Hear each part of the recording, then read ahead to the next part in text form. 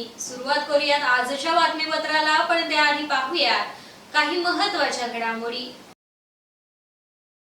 आदित्य ठाकरे यांची 28 ऑक्टोबरला दापोलीत विराट सभा। 40,000च्या मताधिक्याने आपण निवडून येणार असल्याचा संजयराव कदम यांचा विश्वास। मतदार गायब करण्याचं काम विरोधकांकडून सुरू, संजयराव कदम यांचा आरोप। रत्नागिरी जिल्हा विधानसभा निवडणुकीची लगबग सुरू, उमेदवार आपला उमेदवारी अर्ज दाखल करण्यास सज्ज। आणि अनुग्रह विशेष शाळेतील विद्यार्थ्यांनी बनवलेले आकाशकंदील विक्रीसाठी खेड बाजारपेठेत उपलब्ध। पाहुयात सविस्तर वृत्त। विधानसभा निवडणुकांचं बिगुल वाजलंय। संपूर्ण कोकणाचं लक्ष लागून राहिलेल्या दापोली विधानसभा मतदारसंघात आदित्य ठाकरे यांची 28 ऑक्टोबरला दापोलीमध्ये विराट जाहीर सभा होणार आहे। स्वतः आदित्य ठाकरे, महाविकास आघाडीचे उमेदवार आणि माजी आमदार संजयराव कदम यांच्या प्रचारार्थ जाहीर सभा घेणार आहेत। यावेळी अनेकांचा पक्षप्रवेश देखील होणार असल्याची माहिती सूत्रांकडून मिळाली आहे। त्यामुळे आता राजकीय फटाके फुटणार असल्याचे संकेत मिळत आहेत। तर विरोधकांना गाडून आपण 40,000च्या मताधिक्याने निवडून येणार असल्याचा विश्वास महाविकास आघाडीचे उमेदवार संजयराव कदम यांनी व्यक्त केला आहे। शिवसेना नेते माजी मंत्री आदित्यजी ठाकरे साहेब यांचा 28 तारखेला कोकण दौरा आहे आणि आदित्य ठाकरे साहेब हे संपूर्ण राज्यामध्ये तरुणामध्ये एक आदर्श नेतृत्व असलेले, यांच्याबाबत तरुणामध्ये सर्वसामान्यांमध्ये एक चांगली क्रेज आहे। ते पर्यावरणमध्ये असताना कुठल्याही प्लास्टिक कंपनीवरती धाड टाकायला गेले नाहीत। कुठल्याही ठिकाणी प्लास्टिक ज्या कंपन्या त्यांना क्लोजर नोटीस देऊन दुसऱ्या दिवशी कंपन्या चालू करून कुठे मलिदा खाल्ल्याचा आरोप नाही। आणि म्हणून पूर्वी चोरांच्या हातात हे खातं होतं।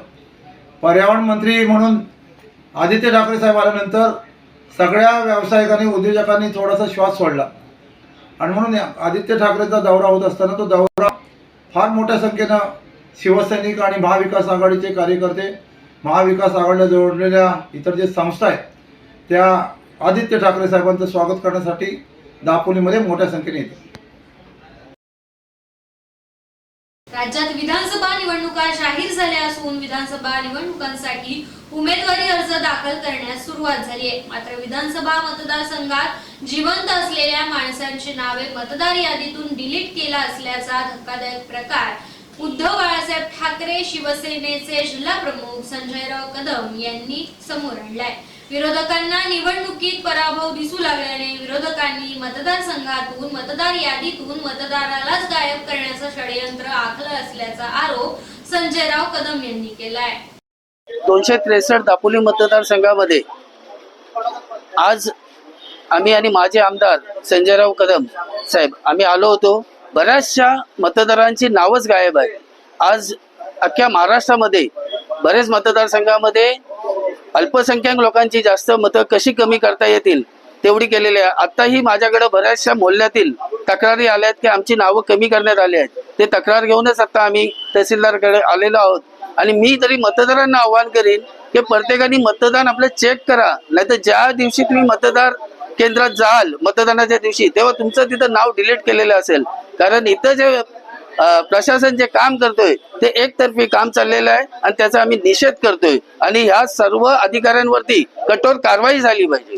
मतदारसंघामध्ये मतदार यादीमध्ये जे शिवसेना उद्धव बाळासाहेब ठाकरे आणि महाविकास आघाडीचे मतदार आहेत त्या असंख्य मतदाराच्या यादीमध्ये डिलीट करून जे मतदार जिवंत आहेत ते मतदार त्या ठिकाणी इथं नसल्याचं डिलीट करून त्याच्यामध्ये त्यांच्या मतदानाचा हक्क काढून घेण्यात आलेला आहे।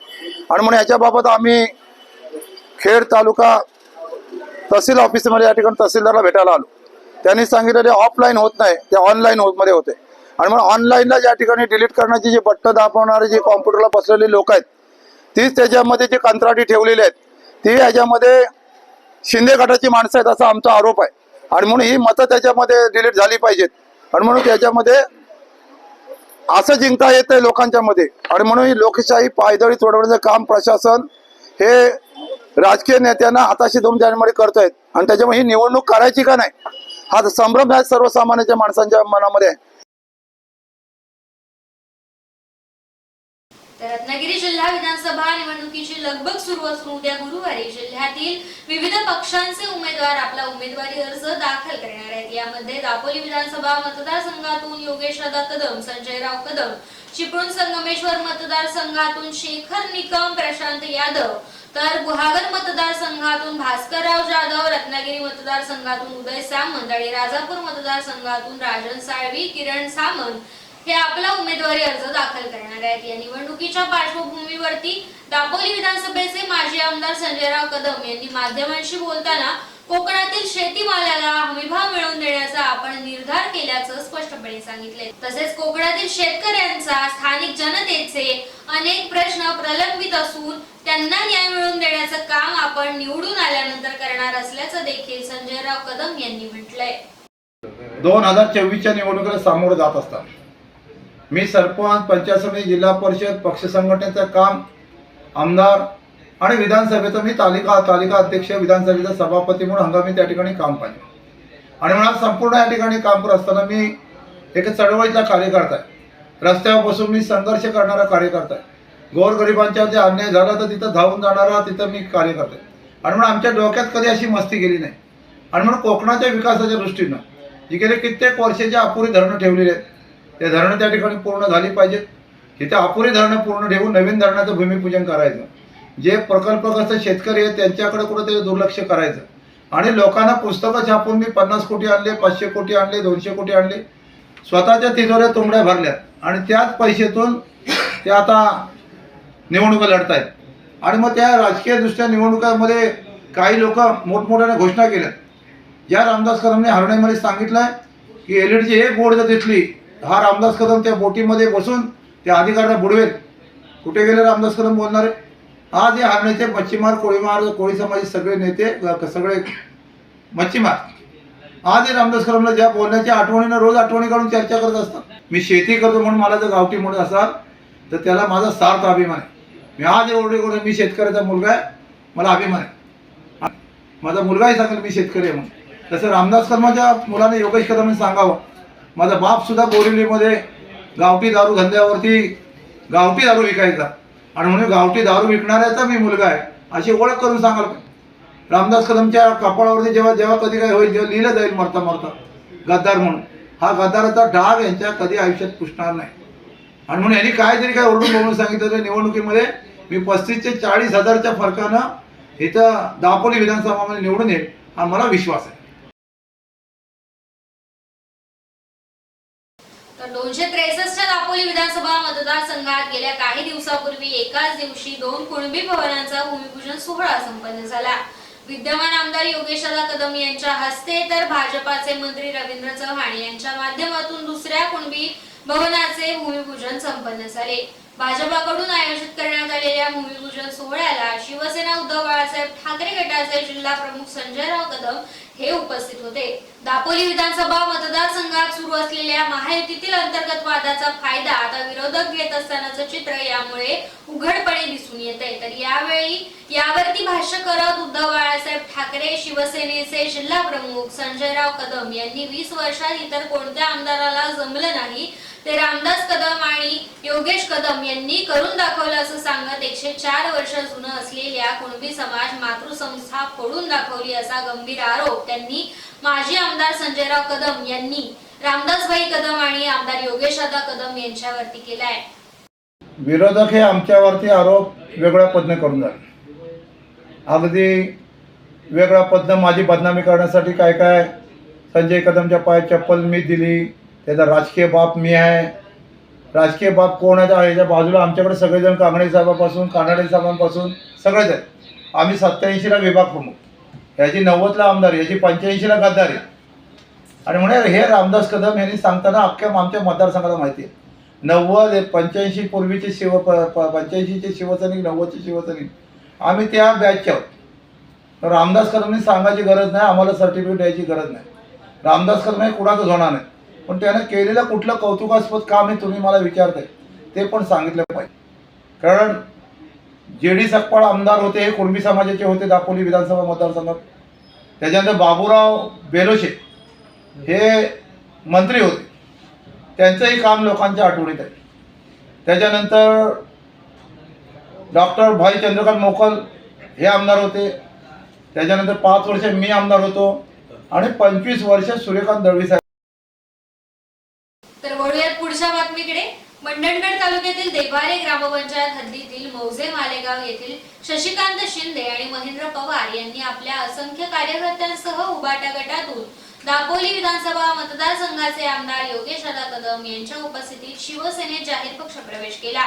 दापोली मतदारसंघातील आमदार योगेश दादा कदम यांच्या कार्यप्रणालीने प्रभावित होऊन त्यांनी शिवसेनेत पक्षप्रवेश केला असून यावेळी योगेश दादा कदम यांनी सर्वांचे पक्षात स्वागत केले आणि पुढील राजकीय वाटचालीस तसेच सामाजिक वाटचालीस शुभेच्छा दिल्या. उपस्थित सर्वांशी त्यांनी संवाद देखील साधला आणि मार्गदर्शन देखील केलं. दापोली विधानसभा मतदारसंघाचा आजवर जो शाश्वत विकास साधून कायापालट करण्याचा प्रामाणिक प्रयत्न मी केला आहे, तीच वाटचाल यापुढेही एक लोकप्रतिनिधी या नात्याने सातत्याने मी सुरू ठेवेन आणि आपल्या साथीने तसेच आशीर्वादाने आपल्या परिसराचा विकास साधण्यासाठी मी एक लोकप्रतिनिधी या नात्याने सदैव सकारात्मक भूमिका घेत राहील असं आश्वासन आमदार योगेश दादा कदम यांनी उपस्थित सर्वांना दिलं. या प्रसंगी दापोली विधानसभा क्षेत्र प्रमुख आदेश केणी, शिवसेना मंडणगड तालुका प्रमुख प्रताप घोसाळकर, तालुका संघटक अनंत लाखण, महिला विधानसभा समन्वयक अस्मिता केंद्रे, शिवसेना विभाग प्रमुख देभारे संजय शेडगे, शिवसेना विभाग प्रमुख शिरगाव इरफान बुडोणकर, माजी उपतालुका प्रमुख संजीव येसावरे, राजेश भवणे, अनिल रटाटे, उपतालुका संघटक संजय बोत्रे, विभाग संघटक निलेश रक्ते, उपशहर प्रमुख प्रवीण जाधव, अल्पसंख्याक तालुका प्रमुख मुश्ताक दाभिळकर, सचिव सिद्धेश देशपांडे, युवासेना तालुका अधिकारी निलेश मोरे, विभाग अधिकारी किरण भागणे, शहर सचिव योगेश रंगम, युवासेना विभाग संघटक संतोष धावडे, राजाराम लेंडे, देभारे पूर्ववाडी अध्यक्ष सीताराम बैकर उपस्थित होते. तर वळूयात पुढच्या बातमीकडे. लायन्स क्लब ऑफ खेड सिटीच्या वतीने दिव्यांग शाळा अनुग्रह शाळा वेरळ येथील मुलांच्या कलागुणांना वाव देण्यासाठी लायन्स क्लब नेहमीच सहकार्य करत असते. त्यांचाच एक भाग म्हणून दिव्यांग शाळा वेरळ अनुग्रह या शाळेतील विद्यार्थ्यांनी दिवाळी निमित्त आपल्या हस्तकला कौशल्याने बनवलेल्या आकाश कंदिलाचे विक्री केंद्राचा शुभारंभ लायन्स क्लब ऑफ खेड सिटीच्या वतीने आज खेडवासियांसाठी उपलब्ध करून देण्यात आला. यावेळी लायन्स क्लबच्या वतीने 1000 आकाश कंदील विक्री करून ठेवण्यासाठी उपलब्ध करून देण्यात आले. तरी लायन्स क्लब खेडच्या वतीने दिव्यांगांना मदत म्हणून आकाश कंदील खरेदी करण्याचं आवाहन करण्यात आले. यावेळी लायन्स क्लब खेडचे अध्यक्ष सुरेश चिकणे, माजी अध्यक्ष रोहन विचारे, शिवसेना खेड शहर प्रमुख कुंदन सातपुते, पंकज शहा, शैलेश धारिया, विक्रांत पाटील, संदीप मोरे, प्रवीण पवार, विवेक कदम, सागर करवा, माणिक लोहार, प्रतीक गिल्डा, आदित्य चिखले आणि मान्यवर उपस्थित होते. दरवर्षीप्रमाणे लायन्स क्लब यावर्षी देखील दिवाळी अशा ठिकाणी साजरी करत आहे की जिथं खरोखर त्या मुलांना त्या गोष्टीची गरज आहे. अनुग्रह विशेष शाळा वेरळ या ठिकाणी तुम्ही पाहायला भेटेल की या मुलांनी वेगवेगळ्या रंगाचे वेगवेगळ्या आकाराचे असे आकाशकंदील बनवलेले आहेत.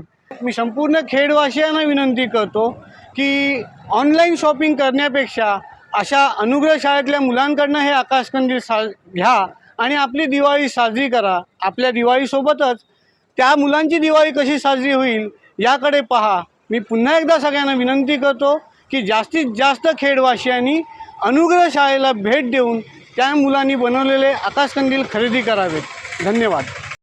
अनुग्रह विशेष शाळा वेरळ आणि लायन्स क्लब खेड यांनी या ठिकाणी या शाळेतील विद्यार्थ्यांनी बनवलेले आकाशकंदील या ठिकाणी त्यांना एक मार्केट आणि जागा उपलब्ध करून देऊन त्यांच्या पाठीशी लायन्स क्लब ठामपणे उभं राहिलं आहे.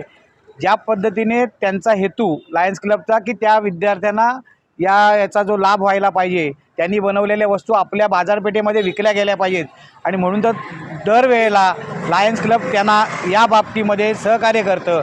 तसंच मी खेड शहरातल्या सर्व नागरिकांना दिवाळीच्या शुभेच्छा आणि त्याबरोबर आपल्याला सर्वांना विनंती करतो की ज्या पद्धतीने मागच्या वेळेला रक्षाबंधनला ह्याच विद्यार्थ्यांनी बनवलेल्या राख्या आपण शिवसेनेच्या माध्यमातून गांधी चौक येथे लावलेला स्टॉल होता, तिथं जो चांगला प्रतिसाद दिला तसाच आता लायन्स क्लबनी जो कंदिलाचा या ठिकाणी आपल्याला स्टॉल त्यांचा लावलेला आहे तिथं आपली खरेदी करावी आणि त्यांना सहकार्य करावं एवढंच या ठिकाणी आपल्याला सांगतो.